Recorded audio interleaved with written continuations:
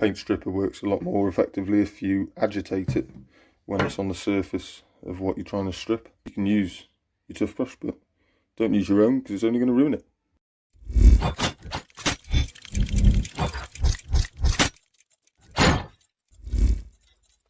God loves a tryer and Jesus loves a doer, so let's go for the old paint stripper. There's a lot of rust inhibitors and stuff like that, rust removers, but they're all very expensive. So I've read that apparently distilled white vinegar works well if left overnight. So we'll see how that turns out. We might just end up with a pickled fucking onion. Of course it doesn't fit. What was I thinking? It's not going to fit, was it? Nope. Nope. Yes. Oh, I never tied it up after the last time.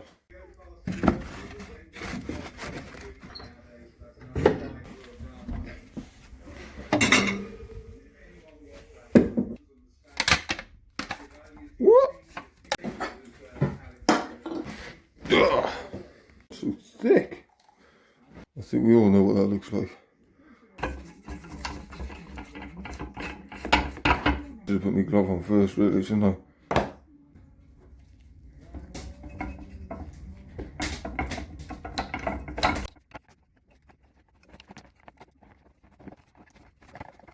It's definitely starting to take some paint off. You see all the black flakes in the paint remover. So it's working, doing something anyway. But reading the instructions, it says you have to leave it for an hour. Promise, I'm not making it up.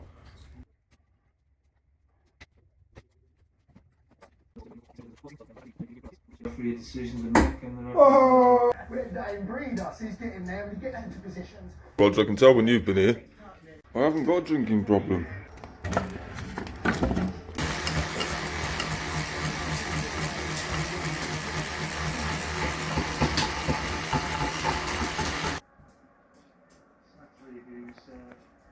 Go and rinse it off and then give it a second coat. They don't look too bad. Is that fucking... It's definitely done something. Yeah, you can see on the inside there, it's definitely took it down to the rust. Most of the paint has definitely come off that side. And that side on that one. For some reason the other side, oh yeah, I've already stripped that side. So them jobs you start and you regret ever starting it. So I've had 2 coats now. Good soak, so we're in about 2 hours now. So just wire brushed them off after the second coat of paint remover. So I'm thinking if we just soak them now in that white vinegar, see what they look like tomorrow, and then try wire brushing them again with the drill, with the wire wheel. We'll see how they turn out tomorrow. That's how they look before the white vinegar goes in. So we'll see what they're like in 24 hours. Why would you have the top like that on it? Fuck this. So a lot of the rust inhibitor or rust remover was like £10, £15 a bottle, whereas this vinegar was 40p a bottle. I'll show you what it looks like tomorrow. Here's the Recaro seats. A few things that I don't like about them. Obviously, like this being the driver's side. This was all ripped from about here down to here, and I've actually taken this off and restitched it from the inside, so you can't see the stitching, but it's still worn and horrible. So what your plan was to get this one covered with like a Sparker cover or Ford cover, whatever, and then use this one as my driver's seat because I like the feel of the seats. Wouldn't be an RS Turbo without hot rod marks. The badges themselves, this one's all silver. Underneath, I've repainted all the brackets.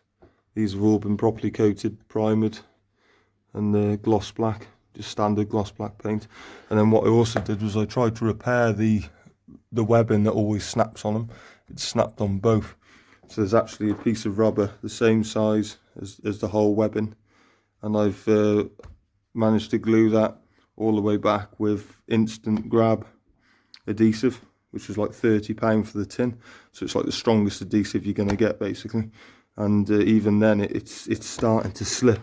You can see the crack definitely getting bigger there, and it is starting to peel away. The problem being is this rubber on the original is so old, it's like powdery. So no matter how much you clean it, see, it just always peel away. So that's why we've ordered new ones from Recaro. It's nothing worse than falling through the seat and ending up on the pan while you're driving. There is quite a few videos on YouTube actually showing you how to get all the covers off. The material might not be ripped underneath, the foam will be damaged. You can get these seat covers for dining room chairs. Any spray adhesive just to glue these back into place. Cover them in cotton underneath, and then again using grab adhesive, that'll just keep it in place, and then you can't feel that where that foam's been added in, so they all feel nice and smooth. £40 Bissell house cleaning things, like proper steamer cleaning tiles, I think this sort of thing's for. So all these creases you can see on the chairs, like there for instance, that isn't actually a crease anymore, you can't feel it. And same on these as well, these creases which you can just make out, that they're like dirt lines now rather than actual creases in the material. Give the foam a good solid steam, like that, real slow over it, so it gets it real hot. And what that'll do is it'll expand it back to its original size. Covers themselves that you want to be careful not to get too hot, just in case it does warp them or do something to the material. But you still, like I say, you're okay steaming them like that, as long as you're quite quick with it. Now, I'd like to replace that chair ideally after our repair that we've done. So the passenger one, I've just put two ply, you can see the 2 ply there of fiberglass, and it's this one is solid. I mean, it looks mint, it looks like it's new, no giving it whatsoever, it's absolutely solid. Once that's glued taut, it'll look a lot more square edged, then it'll look a lot nicer. But that's nice and solid as well. No way you're going to put your elbow through that now. As if anyone literally needs the video just to help them out, then obviously I'm willing to strip one down again just to show you. Just put it in the comment section and I'm sure I'll be able to make a video for you.